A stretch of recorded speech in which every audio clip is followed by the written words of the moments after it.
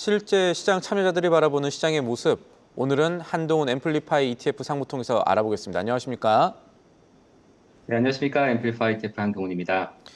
예, 저희가 이 앞선 브리핑에서도 연준 위원들 발언 정리했는데 미란 이사 발언 독특했지만 대체로 연준 위원들 물가 아직 불안하다, 신중해야 된다라는 입장 보였습니다. 자, 현 시점 이런 발언들 나온 거 어떻게 보시고 투자 전략은 어떻게 가져가면 좋을까요? 네, 오늘 연준 총재님들이 많은 인터뷰가 있었는데, 세인루이스, 클리블랜드, 리치몬드 연은 총재 발언이 있었고, 모두 되게 신중했었죠. 반면에 이제 마이런 같은 경우는 상당히 이제 좀 강하게 금리 인하를 해야 된다고 얘기를 했었는데, 오늘 얘기하신 분들 중에서 이제 연준은행 총재 중에서 실제 투표권이 올해 있으신 분은 세인트 루이스 총재 한 명입니다. 근데 이제 그분의 의견도 결국 신중론이었고요.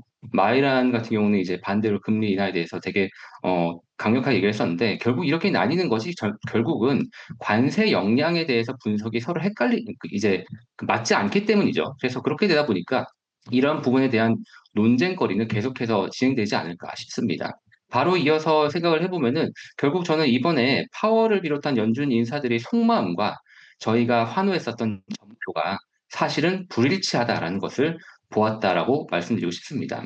이번 주에 이제 그러니까 FMC 회의에서 이제 25p 인하를 했었고 점도표가 6월 대비해서 상당히 완화적으로 나왔죠. 그래서 시장에서는 약간 좀 호재적으로 봤었는데 이것이 결국 뭐냐면은 예전에도 한번 얘기했지만 남은 연준 회의에서 시장에서는 금리 인하를 모두 다 예상을 하고 있는데 연준이 그렇게 큰 반응이 없다 보니까 뭔가 모를 찝찝함이 있었는데 이번에 다 플러스를 보면서 괴리가 줄어들었다는 거죠. 그래서 거기서 상당히 이제 그 환호를 아직은 좀 찝찝한 것 같습니다. 그러니까 이번에 금리 인하가 고용 지표도 좋지 않고 그 해석에 대해서 시간이 걸리기 때문에 한 번은 내려야 된다라는 그런 생각 말씀을 드렸었는데 동일하게 파월 의장도 얘기를 했었죠. 리스크 매니지먼트 차원에서 하는 거다라고 얘기를 했었고 특히 오늘 연준 이사들의 의견들을 다 포함해 보면은 시간이 지날수록 관세는 물가에 영향을 미칠 것이다 또는 아닐 것이다 여기에 더 계속 논쟁거리가 있는 것 같습니다.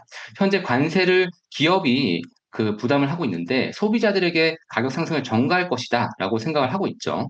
근데 이것이 이제 결국 FOMC 평균적인 생각인데 이걸 결국 눈으로 확인하려면은 CPI 지표, 뭐 PCE 지표, 계속해서 소비 지표, 그 물가 지표를 봐야 될 것이고 결국은 이것이 전가되느냐는 기업들의 3분기 실적 확인이 필요할 거라고 생각합니다. 그래서 이것이 나오기 때문에 결국은 이런 지표가 나올 때마다 상당히 시장은 조금 센시티브하게 반응을 하지 않을까라고 생각이 들고요. 결국은 이렇게 되다 보니까 다 플러스는 상당히 조금 비둘기파적이었고 실제의 연준의 사라고 저희가 볼 수 있겠습니다.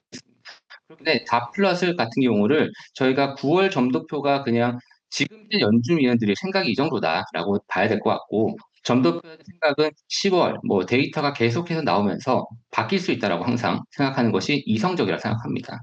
물론 큰 그림에서는 금리 인하 사이클이 조금 들어가지 않았느냐라고 생각이 들 수 있겠지만 다음 FOMC가 10월 말이죠. 그때까지 나오는 데이터나 뭐 3분기 어닝 데이터를 보면서 조금 쉬어갈 수도 있다라고 저희가 유동적으로 생각하는 것이 조금 더 그 플렉서블한 것 같습니다.